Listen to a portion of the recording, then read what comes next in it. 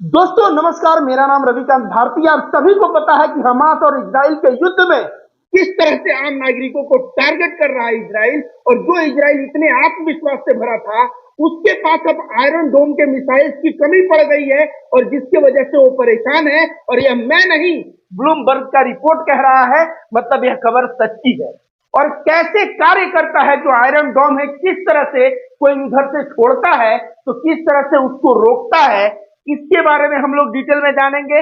इसके पश्चात ये देखिए, सदाम अफरीन है, इन्होंने एक ट्वीट किया है जिसमें यह दिखाया जा रहा है कि जो इजराइल के लोकल लोग हैं, आम नागरिक हैं, वे लोग भी विरोध में उतर आए हैं वहां के प्रधानमंत्री के, और कह रहे हैं कि फिलिस्तीनियों पे ऐसा जुर्म बर्दाश्त नहीं किया जाएगा। और अंत में एक ऐसी मार्मिक कहानी इस पिता की, जिसका एक बच्चा सन 2000 में इजराइल के सेना द्वारा मार दिया गया था, इन्हें भी गोली लगी और अंत में इनके 2 बच्चे और बचे थे, उनको भी इस फिलिस्तीन और इजराइल के वार में वो भी जो है मारे गए। और वहां के आम नागरिक किस कदर से परेशान है, यह मार्मिक कहानी आप लोगों को मैं बताऊंगा। तो आप सभी को बता दें कि हमास ने अगर हमला किया इजराइल पे, तो इजराइल को हमास को इनकाउंटर करना चाहिए, न कि गाजा पट्टी में रह रहे आम इंसान को।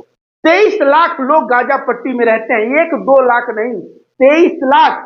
और उन 23 लाख लोगों के ऊपर जैसे यह बमबारी कर रहा है, कहीं ना कहीं यह दर्शा रहा है कि हमास तो बहाना है, हमें जो है फिलिस्तीन और गाजा पट्टी का नाम निशान मिटाना है। इजराइल की इस तरह का जो कृत्य है, उसके देश के भी लोग इसका विरोध कर रहे हैं और देश के पूरे विश्व के हर एक कोने से विरोध हो रहा है। लेकिन मैं उन लोगों को बता दूं जो इजराइल के सपोर्ट में खड़े हैं और ताली बजाते हैं ऐसे मौत पे, वैसे लोगों को मैं बता दूं कि इजराइल जितना आत्मविश्वास से भरा था ना, सारा आत्मविश्वास अब नीचे सरकने लगा है। क्यों पता है? जिसके बूते यह टिके थे उसका नाम था iron dome.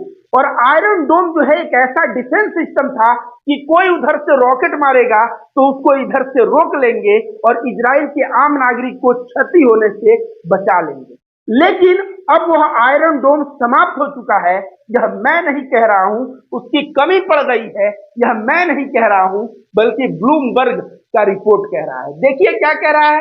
US gives first Iron Dome interceptor to Israel, मतलब यूएस ने दिया था। यूएस टू सेंड मोर तामीर इंटरसेप्टर टू इजराइल ऑफिशियल से, मतलब इजराइल के ऑफिशियल्स कह रहे हैं कि यूएस और जो है इंटरसेप्टर आयरन डोम भेजने वाला है। मतलब कमी पड़ गई है तभी तो भेजने वाला है। Interceptors are located in Israel but owned by US, कह रहा है इंटरसेप्टर जो है वह भले ही इजराइल में लोकेट है, स्थित है, लेकिन वह यूएस के द्वारा ओन्ड है। तो आप समझिए, कहीं ना कहीं यूएस के हथियार जो वहां पे हैं, इसके वजह से भी हो सकता है यूएस इजराइल के साथ खड़ा हो। और आज जो है इजराइल की हवा निकल रही है, उसके आयरन डोम की कमी पड़ गई है और अमेरिका जो है ओन करता है उसका इंटरसेप्टर। यहां देखिए ईरान ऑब्जर्वर क्या लिख रहा है। द आईडीएफ मतलब Israel defence force requested the US to send all their Tamir missiles which are used by iron dome defence system, मतलब आयरन डोम डिफेंस सिस्टम में जो तामीर मिसाइल यूज होता है, आईडीएफ रिक्वेस्ट किया है यूएस से कि आप अपने सारे तामीर मिसाइल्स भेज दीजिए। The US sent all they had, मतलब यूएस ने सारा भेज चुका है, पहले से जितना था वह सारा भेज चुका है। अमाउंटिंग टू ओनली 312 रॉकेट, कह रहा है कि अब 312 जो है रॉकेट हैं।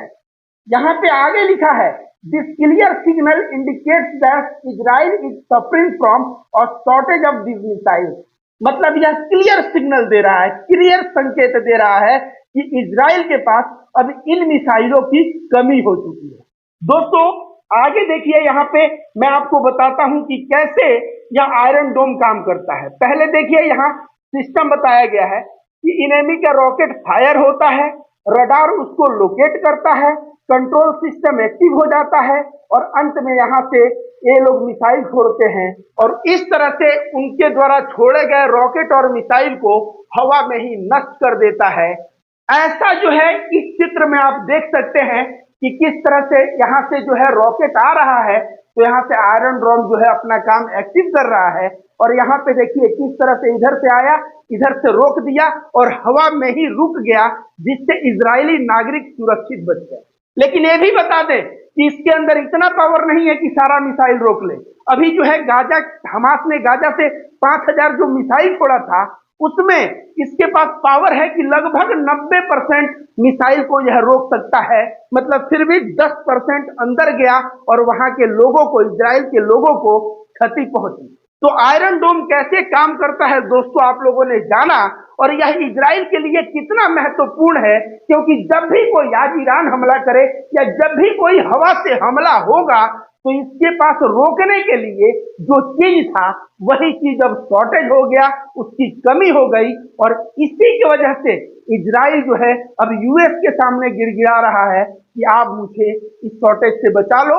लेकिन यूएस के पास भी जितना था यूएस भेज चुका है, अब इजराइल सही मायने में संकट में दिख रहा है। देखिए दोस्तों, मैं कोई हमास समर्थक नहीं हूं। हमास ने जो हमला किया, इजराइल को अगर हमला करना है, फिलिस्तीन को आजाद कराना है, तो इजराइल के सेना से लड़ो, वहां के गवर्नमेंट से लड़ो। वहां के मासूम लोगों के ऊपर ऐसे रॉकेट बरसाना हमास ने गलत कार्य किया। लेकिन इजराइल ने भी जिस तरह से गाजा पट्टी पे जैसे जितने मिसाइल छोड़े हैं, जिसमें आम नागरिक, बच्चे और महिलाओं का डेथ हुआ है, यह भी किसी आतंकी घटना से कम नहीं है। शायद हमास ने जितने लोगों को नहीं मारा, उससे कई गुना ज्यादा बेगुनाह, बेकसूर और मासूम लोगों को इजराइल ने मौत के घाट उतार दिया है। तो दोस्तों, आप लोगों को मैं बार बार एक ही चीज बता रहा हूं कि एक तरफ हमास और दूसरी तरफ इजराइल की सेना में लड़ाई है। आम नागरिकों को जब क्षति पहुंचता है ना, तो आम नागरिक उसका विरोध करेगा। यहां तक कि इजराइल के आम नागरिक विरोध कर रहे हैं नेतन्याहू के कि भैया तुम जो है गाजा पट्टी पे इस तरह जो है बम की बारिश मत करो, और वह रिजाइन मांग रहे हैं नेतन्याहू से, और कह रहे हैं नेतन्याहू इज अ मर्डरर, मतलब नेतन्याहू एक हत्यारा है। इस तरह जो है इजराइल के लोग सड़कों पे आके इजराइल के प्रधानमंत्री का विरोध कर रहे हैं। People of Israel are against the war crime done by their government, मतलब इजराइल के जो लोग हैं वह कह रहे हैं कि यह जो वार क्राइम हो रहा है, यह इजराइल सरकार द्वारा हो रहा है, यह उनके द्वारा नहीं हो रहा है, और वे लोग इसका विरोध कर रहे हैं। वे लोग तुरंत प्रभाव से मांग कर रहे हैं कि गाजा पट्टी पे जो हमला इजराइल कर रहा है उसको रोक दे। अंततः दोस्तों, ये है सदर अफरीन, एक बहुत अच्छी जर्नलिस्ट है। एक ऐसी मार्मिक कहानी इन्होंने शेयर किया है जिसको आप भी सुनेंगे तो आपकी आंखों में आंसू आ जाएगा। ये है जमाल अल-दुल्लाह।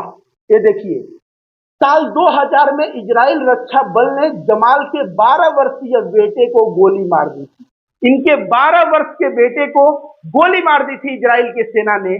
जमाल ने अपने बेटे को कवच बनकर बचाने की कोशिश की, पर उनका 12 वर्ष का बेटा शहीद हो गया। उसके बाद देखिए, जमाल कारपेंटर हैं और हाउस पेंटर का काम करते थे। आईडीएफ ने जमाल को भी गोली मारी थी। सोचिए, जब यह रक्षा कवच बन के गए अपने बेटे को बचाने के लिए, तो इस जमाल को भी गोली मारी थी।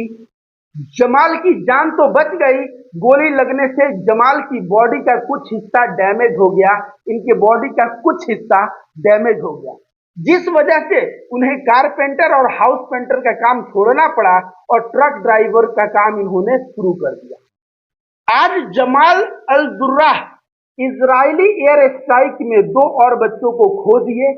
एक 12 वर्षीय बच्चे को उन्होंने सन 2000 में खोया था। आज साल 2023 में बाकी 2 बच्चों को उन्होंने खो दिया। जमाल अपने बच्चों को आखिरी विदाई देते हुए बहुत ही भावुक हैं, आप देख रहे हैं। एक पिता बड़ी मुश्किलों से अपने बच्चों को पालता है, पर कुछ दरिंदे उफ नहीं करते किसी की जिंदगी उजाड़ने में। एक देश को दुनिया ने इतनी पावर दे दी है कि वो जब चाहता है किसी बेकसूर को मार देता है। दुआ करें सुकून को, शांति के लिए। वीडियो में देखें एक लाचार बेबस बाप को। यहाँ पे उन्होंने एक वीडियो शेयर किया था जिसका स्क्रीनशॉट मैं लिया हूँ। मतलब समझिए इनके ऊपर क्या बीत रही होगी। सन 2000 में एक 12 वर्ष के बेटे को खो दिया, और जो 2 बेटे इनके बच्चे थे उनको भी इस बार जो इजराइल ने हमला किया, वह दोनों बेटे इनके मारे गए। इस तरह जो है फिलिस्तीन, गाजा पट्टी के आम लोगों के ऊपर इस तरह का अत्याचार जो है हो रहा है, इजराइल कर रहा है। यूएन जो है मुख्य दर्शक बन के बैठा है, और अमेरिका और तमाम ऐसे देश हैं जो अपने आप को कहते हैं हम अच्छाई को कायम करना चाहते हैं, लेकिन वह इजराइल के साथ खड़े हैं। और इजराइल के साथ खड़े हैं जब इजराइल गाजा पट्टी के बच्चे, औरतों और ऐसे हमला करके आम नागरिकों को मारता है, तो ये लोग भी विरोध में आवाज नहीं उठाते। यह सही में मानवता के लिए, देश के लिए और पूरे विश्व के लिए शर्मसार है। और दोस्तों, आपने ऐसी तो एक कहानी में बताया, अभी ही ऐसी हजारों कहानियां सामने आ रही हैं, और इजराइल ऐसे घटनाक्रम को कोई पहली बार नहीं कर रहा है। पिछले कितने वर्षों से, 20 वर्षों से भी ज्यादा हो गया जब इजराइल और फिलिस्तीन में इस तरह का वार देखने को मिलता है, और हर बार यही देखने को मिलता है कि जिसमें फिलिस्तीन के लोगों के ऊपर, मासूमों के ऊपर, महिलाओं के ऊपर इजराइल ने अत्याचार किया। तो यह घटना तो एक आपको एग्जाम्पल के तौर पे दिख गया, लेकिन पता नहीं लाखों घटनाएं ऐसी होंगी जो दब गई होंगी और हमें पता भी नहीं चला।